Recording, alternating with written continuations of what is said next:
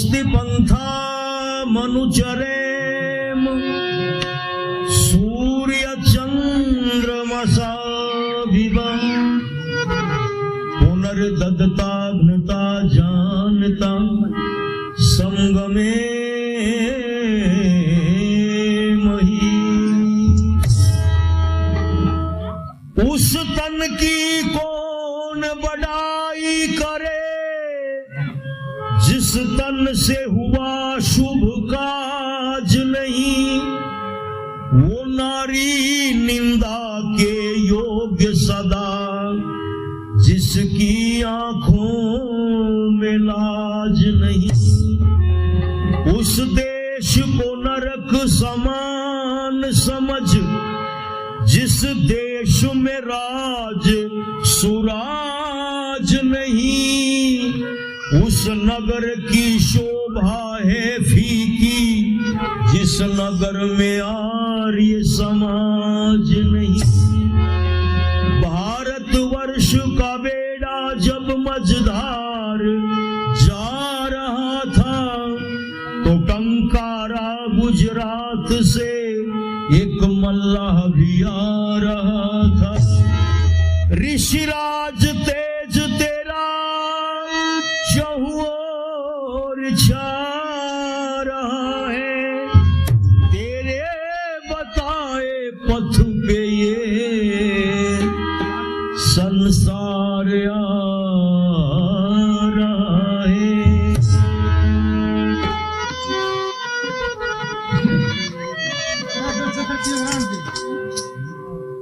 के ऋषि ने जलाई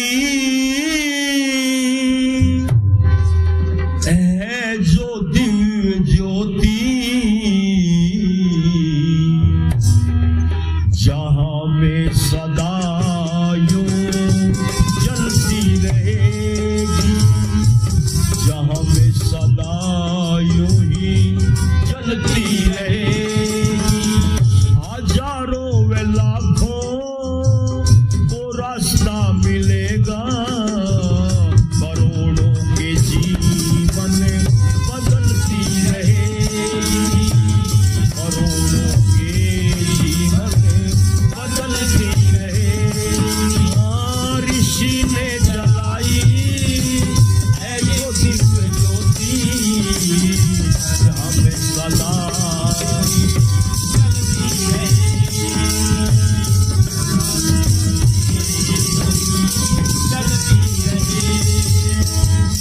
अविद्या अभाव अन्याय जड़ से। अविद्या अभाव और अन्याय जड़ से हिलाने जलाने मिटाने की खातिर। हाँ हिलाने जलाने मिटाने की खातिर। दयानंद के दयानंद के निसारों की टोली कफन बांध सर परे निकलती रहेगी। कफन बांध सर परे निकलती रहेगी। ऋषि ने जलाई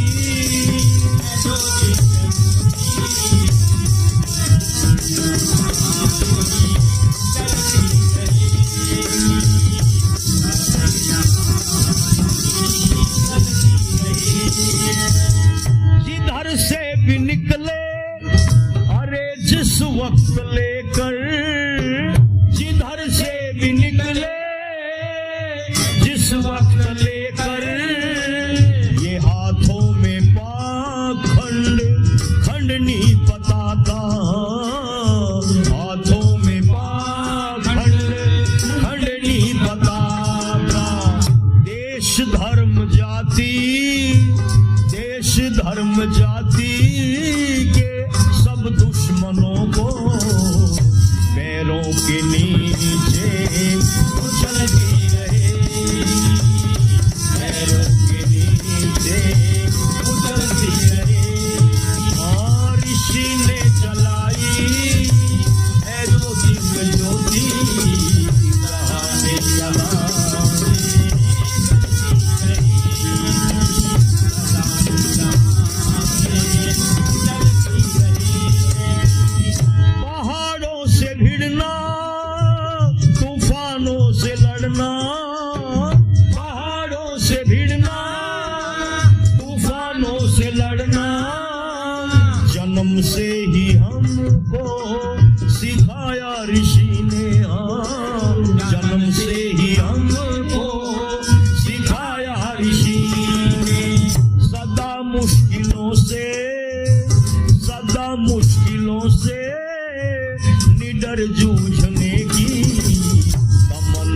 दिलों में मचलती रहेगी, तमन्ना दिलों में मचलती रहेगी।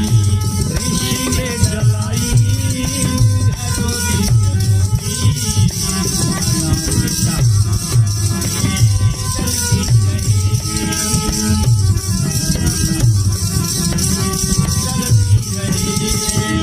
सुनो कान लगा कर अरे दुनिया वालों,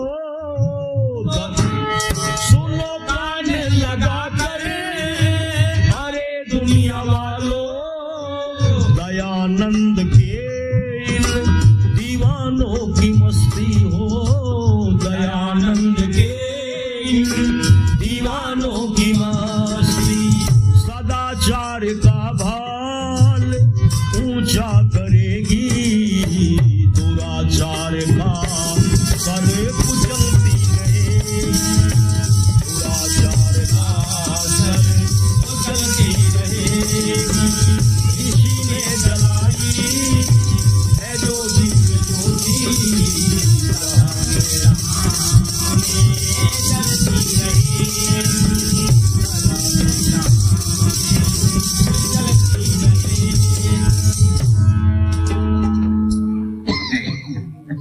पाकसमा गांव के सभी बड़े बुजुर्गों, आई हुई पवित्र बहनों और माताओं, युवा साथियों, प्यारे बच्चों, प्रातःकाल के कार्यक्रम के बाद में ये रात्रि के समय आपके बीच में ये वैदिक प्रचार का कार्यक्रम प्रारंभ होकर के चल रहा है। कुछ बातें मैं भी अपनी आपके सामने प्रस्तुत करूं। क्या नाम? विजय सन्नोफर देवा जी ये 50 रुपए देकर के सम्मानित कर रहे हैं, बहुत बहुत धन्यवाद। कुछ बातें सज्जनों भजनों के माध्यम से मैं अपनी आपके बीच में करूं। सज्जनों, महाभारत काल को लगभग 5,500 साल हो गए। महाभारत में एक दिन अर्जुन और कृष्ण बैठे थे, तो अर्जुन ने कृष्ण से एक सवाल किया,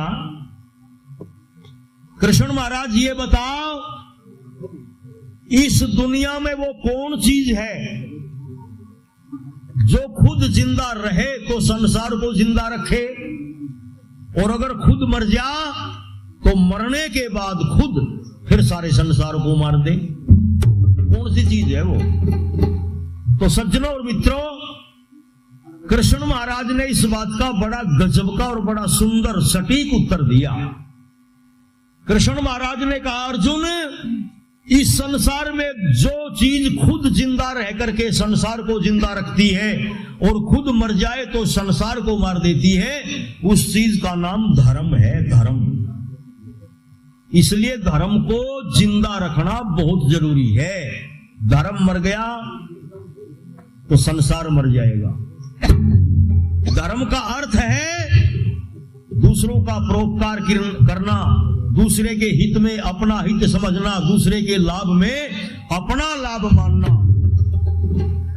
मनुष्यों से ही नहीं बल्कि संसार के सभी प्राणियों को जो एक समान देखता है, मित्रवत व्यवहार करता है, उसको धार्मिकता कहा जाता है। पर आज लोगों धर्म का हाल बड़ा बुरा। आज तो धर्म को लोग कदम कदम पे मार रहे हैं। सवेरा जब होता है तो लाखों गौओं की गर्दन पर कटारा चला देते हैं लोग, धर्म मरता है। छोटे छोटे बच्चों का अपहरण कर रहे हैं लोग, धर्म को मार रहे हैं। एक दूसरे को धोखा देना, निंदा करना, चुगली करना, ये चोरी, ये डाके, ये समाज में जो घटनाएं आज हो रही हैं, इनसे धर्म मरता है। और ध्यान देना, धर्म मरने के बाद मैंने बताया संसार को मार दिया करे। पर भाई ये बात लोगों को बतावे कौन? पाकसमा वालों। केवल आर्य समाज का मंच संसार में एक ऐसा मंच रह गया जो धर्म कर्म की बात करता है, वरना टीवी पर कितने गुरु आ रहे हैं, कितने साधु संत बोल रहे हैं, केवल पुराणों की कथाएं, भागवत की कथाएं, उनको और फुर्सत ही नहीं, दूसरा काम ही नहीं। परमात्मा क्या है, धर्म क्या है, सत्य क्या है, असत्य क्या है, कोई प्रयास नहीं उनका बताने का। तो मैं तो कई बार विचार किया करता हूं, यारी समाज के थोड़े से प्रचारक, थोड़े से उपदेशक रह गए, और ये कार्यक्रम करवाने वाले भी थोड़े ही रह गए भाई समाज में। अगर ये काम सिलसिला काम सा बंद हो गया तो लोगों को आत्मा की, परमात्मा की, धर्म की और देशभक्ति की बात कौन बताओगा। अगर यारी समाज का प्रचार यूं ही समाप्त होता गया तो फिर तो वो बात बनेगी, वो माताओं एक छोरा ससुराल चला गया, बयान दे रहा हुई सी, लेट हो गया, और घर वाले जो थे इसके ससुराल वाले, वे सारे की ब्याह शादी में जा रहे, रिश्तेदारी में। घर में इस छोरे की सासू मिली, अब अंधेरा हो गया, देर होगी इसने, और इसकी सासू भी बड़ी कंजूस। कई माताएं, कोई मेहमान अतिथि आजा बड़ी सेवा करें, बड़ी खुश हो, राजी हो जा, और कई सी भी होया करें, वे माथे में त्योड़ी गिर लिया करें। अब यह कंजूस वृत्ति की थी बुढ़िया सास, इसने ना तो कोई दाल साग सब्जी बनाई बटेऊ खातर, मेहमान खातर, जो कर अपने हरियाणा में रिवाज है भाई, मेहमान आ जाए तो हलवा बना दे, खीर बना दे, ना कोई सा प्रोग्राम बनाया। बस दोपहर की 4 रोटी धरी थी, 2 रेगात की मोटी मोटी, वे ले आई थाली में धर के, सब्जी की भी टाल, 2 प्याज धर दिए और 2 धर दी लाल मिर्च, ये गंठे लाल मिर्च और 4 बासी रोटी थाली में धर के, थाली सरका दी, ला बेटा रोटी खा। यू बेटा रोटी ला गया खान, एक बार थाली की तरफ देखे, एक बुढ़िया की तरफ न देखे, मन में सोच रहा घर में सारी बातें की मौज ठाठ हो रही है, कमी क्या है कि कोन्या, पर सासू बहुत कंजूस है, कुछ खुआ पिया कर राजी है ही नहीं। खैर बेचारे ने भूख लाग रही थी भाई, नींद आ जाएगी, खाना पड़ेगा थोड़ा बहुत की में, रोटी का टुकड़ा इसने मुंह में डाल लिया, सूखी रोटी वह तो भरेगी, सोचा भाई प्याज से खा ले, प्याज में मारा बुड़क, प्याज खाया तो प्याज चरचरा भाई का मुंह जुड़ गया, सोचा ना भाई प्याज बहुत चरचरा, मिर्चा छेड़ के देख ले, दूसरा टूक मुंह में डालिया, मिर्च में मारी बुड़क, मिर्च उससे भी ज्यादा चरचरी, भाई का और घना मुंह जल गया। जब ज्यादा मुंह जला तो इसकी आंखों में भी पानी आया और नाक में भी पानी आया, और बुढ़िया ने देखा मेहमान का ब्यों, तो आंखों में भी पानी, नाक में भी पानी। बुढ़िया ने दोनों हाथ धरे सिर पे, नहीं बोली बेटा के बात है, ठीक ठाक भी? बोला हाँ बढ़िया है पति। बेटा तेरे माँ बाप ठीक थे? बोला हाँ बढ़िया। और आस पड़ोस में, गांव में? बोला सब बढ़िया। रिश्तेदारी में? बोला सब बढ़िया। बुढ़िया बोली जब सारा सौदा ठीक ठाक है, तू बता रोटी खाता है, रोवे क्यों है? इबाख्याम पानी तो लाल मिर्च खान प्याज खान थे। बुढ़िया नु तो रोवे क्यों है?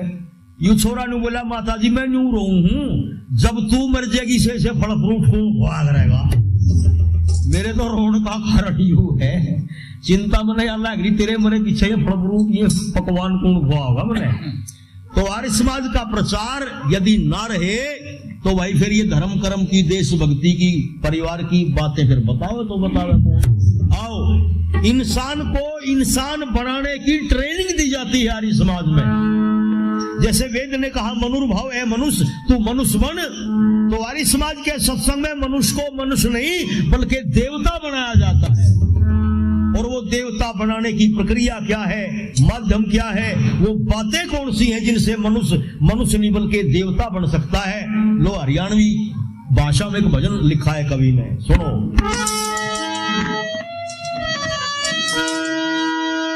नुकर चोरी ठगी छोड़ दिए और झूठ कदे ना बोलिया कर, फिर तने कोई चिंता कोन्या शीशा वैसा डोलिया करे। चोरी ठगी छोड़ दिए और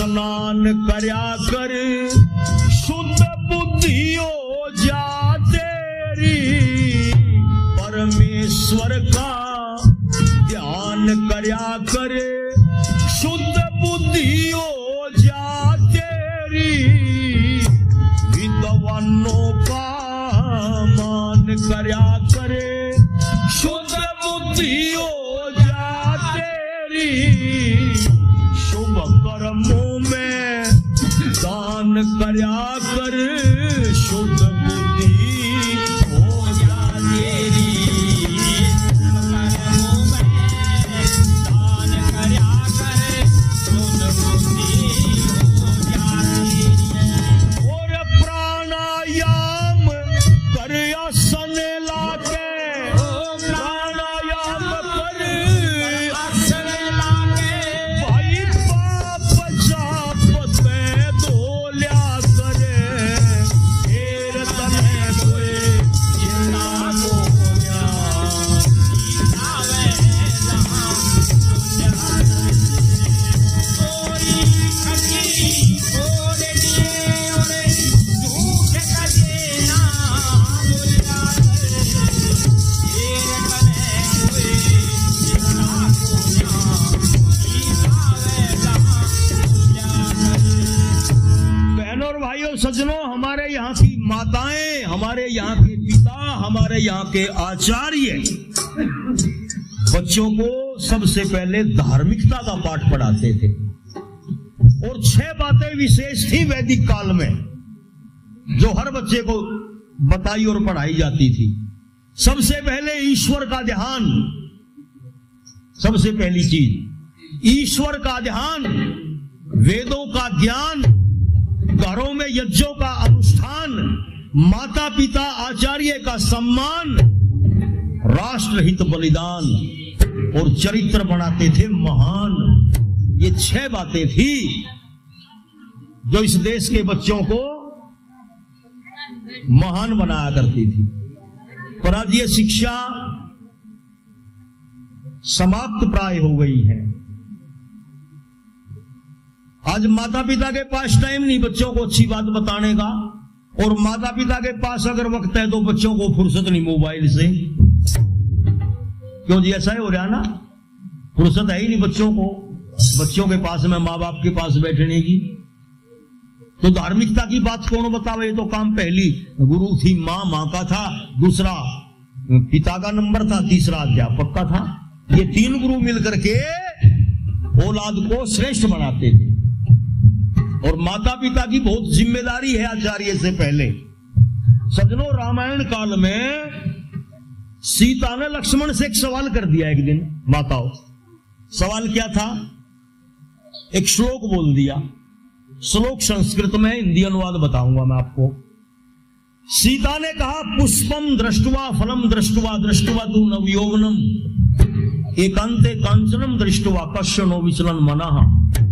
लक्ष्मण, इस संसार में ऐसा व्यक्ति कौन है जिसका मन, पुष्प कहते हैं फूल को, पुष्प को देखकर आकर्षित नहीं होता, पहली बात। दूसरी, ऐसा कौन व्यक्ति है जोरों की भूख लगी है, सामने पेड़ है, पेड़ पर पका हुआ फल लगा हुआ है पर पेड़ किसी और का है। कौन ऐसा आदमी है जो भूख लगे पे भी फल खाने की इच्छा जिसका मन ना करे। तीसरी बात कही, सोने चांदी के धन का ढेर पड़ा है और जीवन में है गुर्बत, गरीबी। सोने चांदी के धन के ढेर को देखकर किस आदमी का मन लालच के वशीभूत नहीं होगा। और चौथी बात कह दी कि एकांतवास है और सुंदर नवयौवना स्त्री है। कौन ऐसा व्यक्ति है जिसका मन ऐसी स्थिति में भी चलायमान नहीं होगा, विचलित नहीं होगा? कौन है दुनिया में ऐसा व्यक्ति? तो माता और सज्जनों, उस वक्त लक्ष्मण यति का उत्तर सुनने लायक है। लक्ष्मण यति कहते हैं, माता सीता सुनो, माता यस्य पतिव्रता पिता यस्य च धार्मिकः एकांते कांचनम दृष्ट्वा तस्य नो विचलन मनः। इस संसार में सुंदर फूल को देखकर, पके हुए स्वादिष्ट फल को देखकर, सोने चांदी के पड़े हुए धन के ढेर को देखकर और एकांत में सुंदर नवयौवना स्त्री को देखकर उस व्यक्ति का मन कभी भी विचलित नहीं होगा। किसका? जिसकी माता पतिव्रता होगी और जिसका पिता धार्मिक संस्कारों वाला होगा। अब आप विचार कर लो, माता और पिता की कितनी बड़ी जिम्मेदारी है संतान निर्माण करने में। इसलिए अपनी जिम्मेदारी को समझो। ऋषि दयानंद ने बहुत बड़ी जिम्मेदारी दी माताओं आपको, और ये कहा कि गुरुओं में गुरु अगर कोई है तो मां, देवियों में अगर कोई देवी है तो मां। और ये कह दिया वेद के आधार पर स्त्री ही ब्रह्मा बभूवी था, कि ये तो गृहस्थ रूपी जो यज्ञ है उस यज्ञ की ब्रह्मा है महिलाएं, है जी। इतना ऊंचा स्थान दे दिया। और मनु जी महाराज के उस श्लोक को हमारे बीच में प्रस्तुत कर दिया दयानंद सरस्वती ने। महाराज मनु ने कहा था माताओं के बारे में, यत्र नर्यस्तु पूज्यन्ते रमन्ते तत्र देवताः, यत्र इतस्तु न पूज्यन्ते सर्वास्तत्र अफला क्रिया। कि जिन घरों में इस माता इस देवी का सम्मान होता है उन घरों में देवताओं का वास है, और जहां पर महिलाओं का अनादर अपमान और तिरस्कार होता है वहां राक्षसी प्रवृत्ति के लोग रहते हैं, और ऐसे लोगों की सारी क्रियाएं निष्फल हो जाती हैं। ये कह दिया। और दयानंद ने तो कमाल कर दिया। माता और सज्जनों, मेरा ऋषि कहता है ये क्या है, ये मां, ये बहन, ये पत्नी, ये बेटी कितने रूपों में काम करती है। अच्छा, मैं चार एक लाइन सुना दूं फिर बोल लिए। माताओं के बारे में ऋषि के विचार जो है, कवि ने कुछ लाइनें कुछ पंक्तियां लिख दी माताओं, और वो कवि लिखता है कि ये देती हैं जन्म मां बन करके, नारी पे सितम क्यों ढाते हो। भाई अंकित ध्यान से सुनो, ये देती हैं जन्म मां बन करके, नारी पे सितम क्यों ढाते हो। ये नारी ही तो ईमान मर्दों का, तुम बेईमान क्यों बनते जाते हो। सच पूछो जीवन में सुख का वरदान ही नारी होती है, अरे औलाद का बेहतर बचपन में निर्माण ही नारी होती है। घर में मंदिर की पूजा का स्थान ही नारी होती है, नारी के बिना जहां मातम कहा ये जहान ही नारी होती है। और नारी न वो शीशा होती है कि टूटे तो और मंगाते हो, अरे ये देती है जन्म मां बन करके, नारी पे सितम क्यों ढाते हो। और जिस घर में नारी नहीं है, जिस घर में नारी नहीं है, जिस घर में नहीं होती नारी, वो घर भी क्या घर होता है। आता न कभी कोई मेहमान घर, मरघट से बदतर होता है। थाली क्या तवा चूल्हा भी नहीं, उजड़ा हुआ मंजर होता है। अरे नारी के बिना नहीं मर्दों का कभी ऊंचा स्तर होता है। ये नारी ही तो लाज का घूंघट है, क्यों इनकी चिता दहकाते हो। ये देती है जन्म मां बन करके, नारी पे सितम क्यों ढाते हो। नारी के बिना शक्नियत पर सर लगती है तोहमद प्यारे। नारी इस जग में मर्दों के 1 लाख की इज्जत है प्यारे। नारी के बिना सूना है महल, चाहे जितनी दौलत है प्यारे। अरे ये नारी है जंगल की कुटिया पर, तेरे लिए जन्नत प्यारे। रामायण पढ़ी नारी के बिना, रामायण पढ़ी सीता के बिना, श्री राम को रोता पाते हो। ये देती है जन्म मां बन करके, नारी पे सितम क्यों। और कितने रूपों में काम करती है नारी। नारी ही जननी होती है देलाल बहादुर से जनकर। नारी ही जननी होती है देलाल बहादुर से जनकर। नारी ही बनती बहन कभी जो करे टीका रक्षा बंधन पर। अरे ये नारी ही पत्नी होती है पत रखती पतिव्रता बनकर। जब सब कुछ नारी होती है, क्यों दहेज मांगते दुल्हन पर। चंद चांदी के टुकड़ों के लिए डोली को अर्थी बनाते हो। ये देती है जन्म मां बन करके, नारी के सितम क्यों ढाते। ये है नारी। इनकी तो प्रवृत्ति होती है बच्चों की, और बंदर का भी वो हाल है। कई साल पहला बालोट में घने बंदर हो गए। एक न कहने लगे दीक्षण दिन नखर खोदा छोटिया, बोला डंगर तो सही नाग ले जा, चल ही ना ये टुकड़ेगी। लड्डू से बनाए, उनमें कुछ भांग भूंग कुछ नशे की चीज मिला दी। बंदर बंदर इकट्ठे हो गए, खुआ दिए सब तय, सब हो गए नशे में। बैग ढांचाली गाड़ी ली और बंदर बंदरी उसमें रोक के ऊपर एक वाह तरपाल सी कस दी, जेवड़ी बांध दी। इब ये थोड़ी दूर गाड़ी चल ली, फिर हाल-जुल का नशा हो गया ढीला, सारे जाग गए। फिर एक बता सारे पंजारे बजा बैठे हैं, उन्हें दबाव कर दे। फिर वो सट्टा मारे के उन्हें पीछे करे, फिर पीछे जा बैठे, फिर उलाड़ू कर दे। चलने ना कि चलने ना दे गाड़ी ने, मर पड़ के सांझ तई दीपचंद वहां गाड़ी लेकर सुसाने दी पहुंचा। सांझ होगी, ढोलक बाजती सुनी उसने। एक तो बोलिया एक के बरना का गाड़ी थाम दी, बोला ताऊ ये ढोलक सी किसी बाज रही है। बोला भाई यार समाज का प्रचार हो रहा है, भजन आ रहे हैं, प्रोग्राम चल रहा है। बोला ताऊ मैं थोड़ा 2-1 घंटे भजन सुना हूं, तू मेरी गाड़ी ने देखी है। बैठक वाला बोला भाई क्या गाल रहा इसमें? बोला इसमें शकरकंदी है। हाँ मंडी में बेच खाऊंगा सवेरे मंडी के टाइम पे। बूढ़ा बोले हाँ भाई गाड़ी ने कोई जोखम ना, तू सुना भजन जाके। बूढ़े का शकरकंदिया का तकाजा, अब इसके जाते मनमर्जी काटिए और बंदर और चौकन ने उस टाइम पे नशा नुशा उतर रहा। बस के डिगते गाड़ी वाले के दाती ले आठा बैठक में थे, और वह थोड़ी ही पाट दी उसने वह चादर। ये बंदर तो रुक रहे थे, ये थोड़ा चलना दिखा, एक बंदर ने करी सोचा बड़ी शकरकंदी होगी लड़काई है। वह तरपाल थोड़ी सी और पाट दी, कोई सारे खावे भर कर पाट गया। किसी ने खावे बुड़का बजा, किसी ने मुंह पे, किसी ने सिर पे मार लिया ना, मार गया रे। परेशान होकर बैठा, वो आया भजन बुजुर्ग सुड़का दिरात पीछे। बोला ताऊ ने थोड़ा 1 गिलास पानी पिया दे। बोला भाई के तकाजा है? बोला मंडी के टाइम पे टिक जा, मेरी शकरकंदी बिक जाएगी। बोला बेच दी। बोला रास्ते ने क्या लगा लो है, रास्ते कर दिया भाई मन को तेरी शकरकंदिया काम अरे चलो भाई कोई मानस न्यू ना कह दे भाई मारे काम की कहने लग गया है। तो मारा हुई थी, थारा हुई थी। चलो